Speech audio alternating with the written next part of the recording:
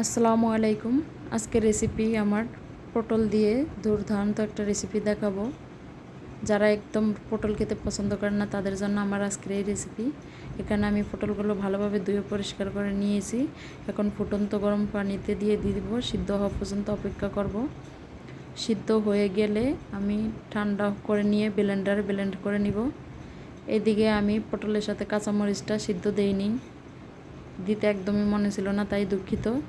তাই পটলের সাথে কাঁচামরিচটা ব্লেন্ডার করে নিব, যেহেতু কাঁচামরিচ ছাড়া ভর্তাটা মজা হবে না। তো এদিকে আমার ব্লেন্ড হয়ে গিয়েছে। এখন সরিষার তেল দিয়ে দিয়েছি, কাঁচামরিচ, রসুন, শুকনো মরিচ এখন ভালোভাবে ভেজে নিব।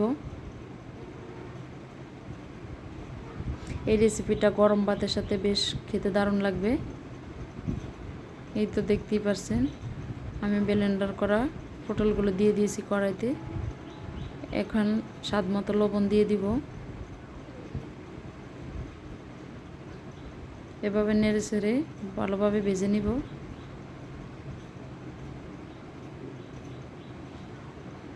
তো দেখতেই পাচ্ছেন আমার পটল ভর্তার রেসিপিটা খুব সহজভাবে হয়ে গিয়েছে।